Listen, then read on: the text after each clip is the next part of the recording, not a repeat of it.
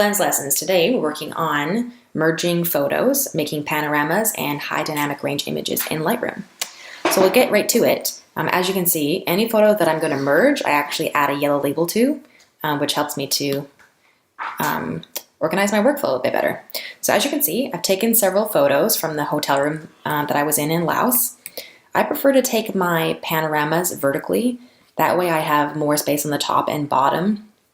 Versus if you do it horizontally, oftentimes when you stitch them together, if you're not totally level when you're shooting, you're going to lose a lot more on the top and bottom.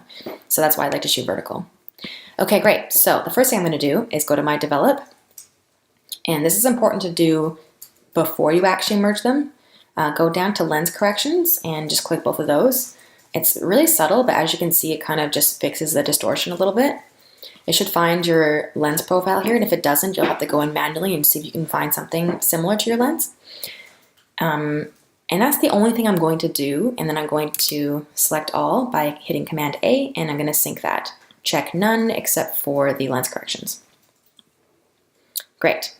And the reason I'm doing that is if I don't do that, it won't actually match up as well, because each photo has its own unique distortion to it, and this way I won't have any vignetting happening throughout my photo. I'm just going to deselect those ones.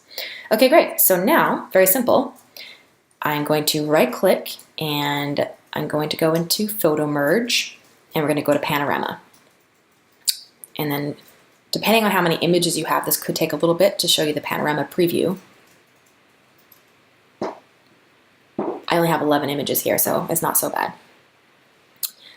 Great, so you can see that it's added quite a bit of distortion on this side, so it kind of gives you a preview of what's going on here.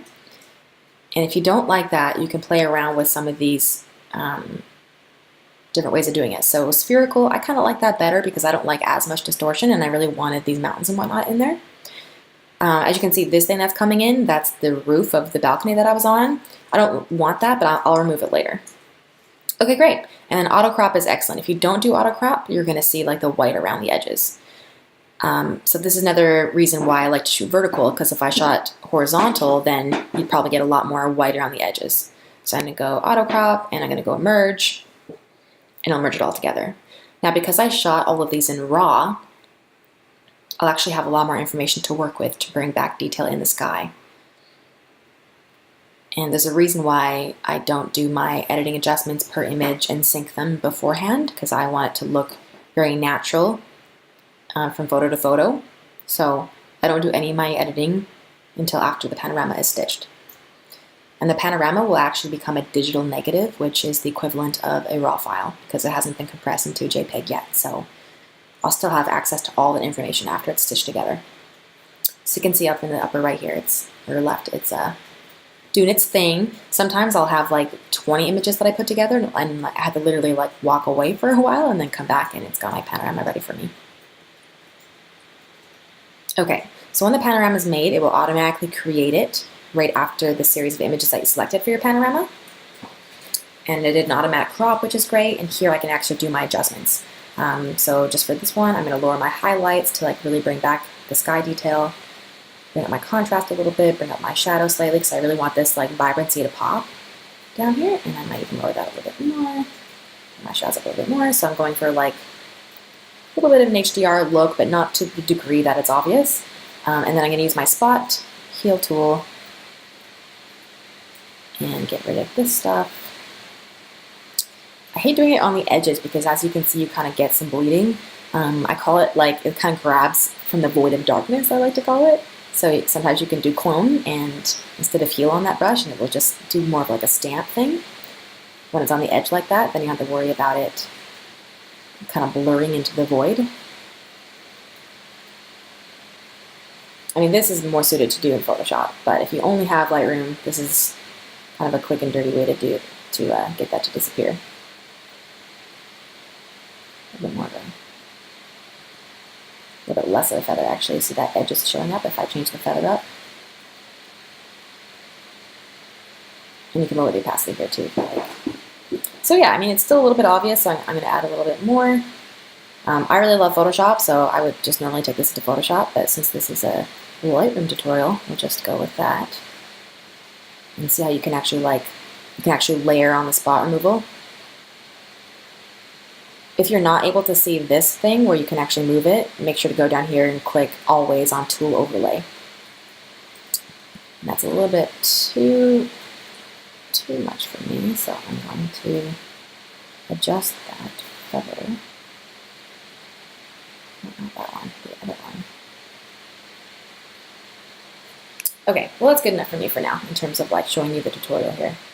So that's how you would do photo merge, and at this point I might even do like some creative stuff, a little bit of red in the shadows, and make it a little more like vibrant, like so. Cool, so that's how you do a panorama. Now photo merge had some other options there, which I'll show you. I'll go back to my yellow filter, and I'll show you this example. So here's a couple more scenes. This one I took an underexposed image on purpose because I wanted to get the detail in the sky, but I also liked this detail. So then I took a bit of an overexposed image and I got this photo. It kind of same with these two. I didn't like drastically over or underexpose it, but you know, quite a bit to a degree. So I'm not going to make any adjustments on these. I'm just going to select the two and photo merge HDR. So HDR stands for high dynamic range. And if I want to do an HDR panorama, I could do that as well. But right now I'm just going to do HDR. Same kind of thing. Auto align and auto settings usually does a pretty good trick. Generally I don't use a tripod, so if you use a tripod it would be better, of course.